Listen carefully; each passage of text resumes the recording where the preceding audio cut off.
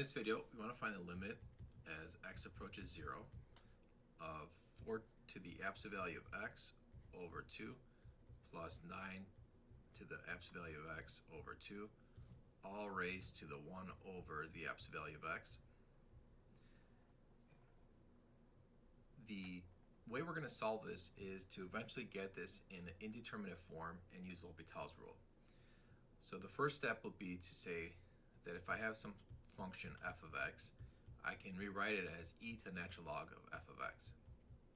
And that's exactly what we're going to do here. So we're going to take whatever's inside the limit and put that e to the natural log of that thing.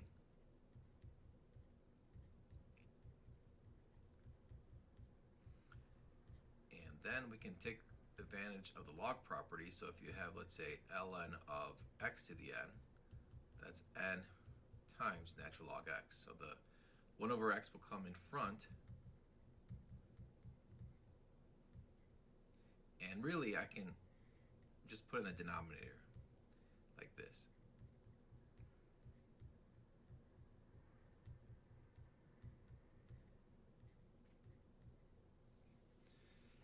And now the e and the limit basically are going to switch spots. So this limit is going to go on top in the exponent. So it's going to be e to the limit as x approaches 0 of natural log 4 absolute value of x over 2 plus 9 raised to the absolute value of x over 2 over absolute value of x. And now if I plug in x equals 0, I end up with 0 over 0. So I can use L'Hopital's rule by taking the derivative of the top and the bottom. So let's first talk about how do we take the derivative of the absolute value.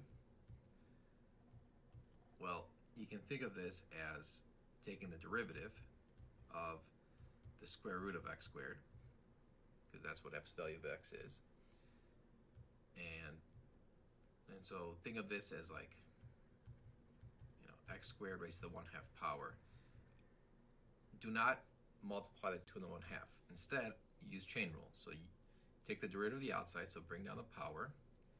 Inside's the same, and then subtract 1, the exponent, and multiply this by the derivative of x squared, which is 2x.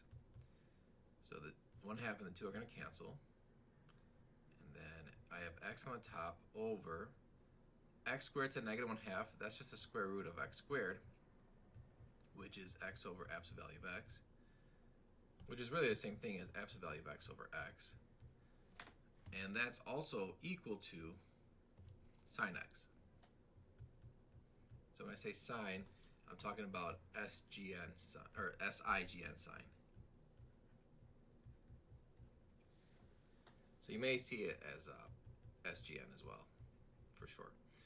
But I'm going to be using sine x just to keep it simple. So let's take the derivative now. The derivative of the top is 1 over the top.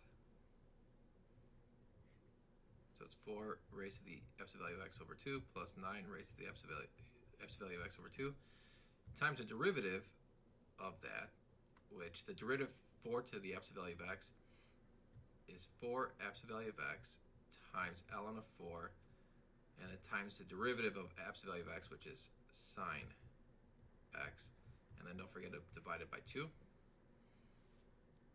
and then put a bracket here, plus, now the derivative of 9 to the absolute value of x over 2 is basically the same thing as before, but just replace a 4 with a 9.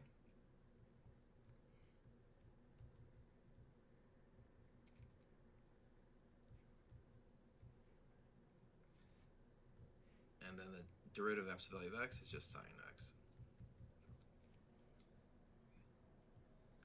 All right. Now, what we could do is multiply everything by 2. So really, I guess let's do this first. We'll have the 4, whatever's in bracket first, we'll put it over here. 4 absolute value x times ln of 4 times sine x plus 9 absolute value of x ln of 9 times sine x all over 2. And then we're going to have that over. These guys right here are going to be together in the denominator. So think of that as just factoring out a sine x and a 1/2, and then you're left with 4 to the x plus 9 to the x, and then e to the limit as x approaches 0. And now we can multiply the top and the bottom by 2. These are going to cancel. We can also multiply by sine x. Or sorry, 1 over sine x. But really, I guess these would cancel with this, and this would cancel with both of these. So then we have e to limit x approaches 0, 4 to the absolute value of x, ln of 4, plus 9 absolute value of x, ln of 9, over 4 to the x plus 9 to the x.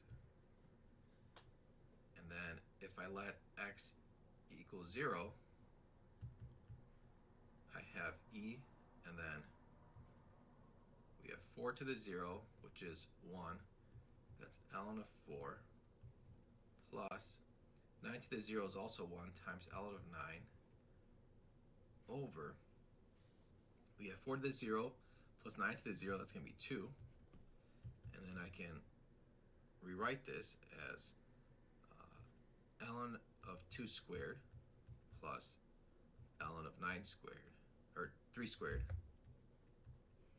over 2, which is e to the 2 ln of 2 plus 2 ln of 3 over 2. Finally, the 2's are going to cancel.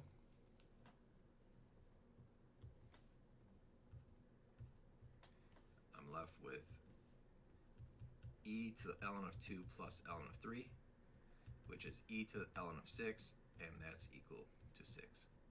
And so that is my final answer.